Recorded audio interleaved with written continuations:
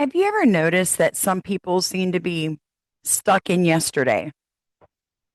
They never move forward. Every conversation you have with them is about something that happened in Biden's administration or last year or when, their dog passed away 15 years ago. They are never forward thinking. They are not problem solvers. They never plan for tomorrow. They don't even look forward. Folks, there is a psychology, a neuroscience that is dedicated to this concept of how people think. Some people are forever facing backwards. And if you have watched me long enough, I tell you all the time, wherever you are looking, that is where you are going. If you're driving a car and you look left, which way is your car going? Which way is your body now going? Left. So for these people who are perpetually facing yesterday, do you think they're moving forward in their lives? No, no. Right now, over half of the conservative party is waiting for people to be arrested from years past.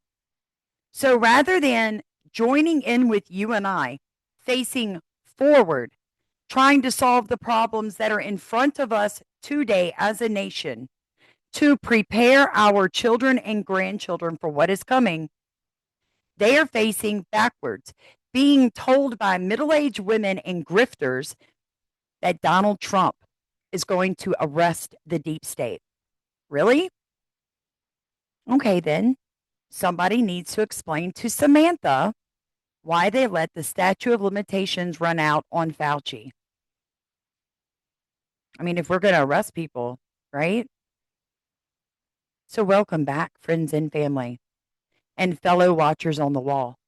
Welcome back to Starkey Farmstead, where we're not pulling any punches. We're not making any excuses. I don't want to see a tweet from an 80-year-old man of Joe Biden asleep at his desk with melting ice cream on it. What he is actually doing is psychological warfare to people who are either too uneducated, too emotionally invested, or not spiritually discerning enough to understand what they're looking at. He wants you focused on all the mistakes the Biden administration made rather than what he is doing. I had a comment from someone yesterday, I think it was. Can't we talk about what the Democrats are doing? I said, no, we can't. They aren't in power. Why in the world would I waste my energy talking about Democrats when we all know that they're the same bird, just different wings? Like you and I know that, right? Like, are we not past that yet? The concept I'm trying to explain to people is called rumination, grievance politics, past oriented thinking, externalization of blame. So when you talk about rumination, I want you to think of a ruminant, right? They chew their cud, they swallow it. You know what they do? They basically regurgitate it back into their mouth and they chew it again. That's a great word for what some people do. This repetitive replaying of past events, mentally reliving your injuries, your betrayals, your failures, and the failures of others towards you. You obsessively review what happened. Donald Trump is the king of rumination. He gets in front of a podium. In fact, all politics are, right? So let me just not pick on Trump. Let's talk about all politicians. Rather than getting in front of a microphone saying, look, here's the problem, and this is how I propose we fix it. Instead, it's, she did this then and then. She did her. It's her fault. Her. Okay. The difference between reflecting and rumination, right? Ruminating. When you reflect on something, you learn from it. Think about it. Think about what you did, what was done to you, what you learned from that. You process, you release, folks, and then you move on. Okay. When you ruminate, you're in an emotional loop like this, like this. And I'm beginning to learn. The Lord is showing me people like Melissa Redpill, people like Amen to Grace, where they use the same opening, the same emotional loop. Every time you click on their video, it's the same beginning. And what they're doing is they are programming you. Now, the sad thing is that when you get stuck in these loops, you become depressed, anxious, you have impaired problem solving skills. I would actually say that there is probably 100 million people in America today that can't problem solve to save their life. And maybe I was just raised different, but my dad always told me it doesn't matter how you fix it, Samantha, it has to be fixed. So I would make an excuse, especially when I was an addict. But I don't have the money. My dad would say, well, then you ask the Lord to show you how to get the money, Samantha. You get a job, you save it, you cut out any extra spending until you have the money. Or I would say, well, I don't know how to do it. And he would say, well, you're smart to figure it out. Learn, teach yourself. I'm so thankful that I had a father and a mother. Instead of making excuses, they thought outside the box until they figured out how to fix the problem. There's the difference between the ones of us who are going to survive what is coming and the ones of those that are not.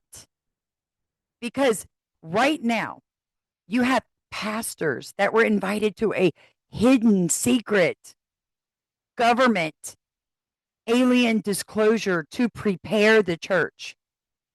6 special chosen pastors given secret hidden knowledge where Donald Trump is going to come out and tell us that the aliens seeded us and that Jesus and the Bible are false, that our creators are the aliens.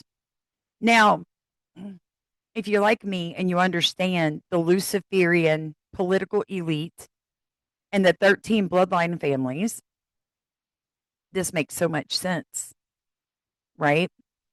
To disclose that we're in another seed war. We have been in a seed war since Genesis, the book of Genesis, where the Lord legitimately said the woman and the snake would be at enmity to each other. Satan tried to destroy man genetically, and then we had Noah's flood, right? Because Jesus had to be born uncorrupted of Luciferian angelic blood. Now, people are going to tell you they're aliens. Samantha's going to tell you that there is not. Have you had a close encounter? Have you heard voices in your head? Probably. Do you guys not understand the scope and magnitude of our military's capability from voice to skull activation? Are we not aware of the capability of them to put thoughts into your head enough to drive you literally insane? Have you guys not listened to me talk about targeted individuals? I have some of those on my channel. It is a real thing, folks. Peter Ducey, I'm fixing to show you this clip, stood in front of a DEW, basically, a crowd control laser activated machine, probably 10, 15 years ago, that burned him until he moved. Palantir can take your heart rate and your blood pressure from 3,000 miles above our head from a satellite. They are closing in right now the Iron Dome on America. They started really hard with geofencing from phones right after the Charlie Kirk assassination. Yes, Erica Kirk is involved in it. Yes, Cash Patel's girlfriend. They are here from another country.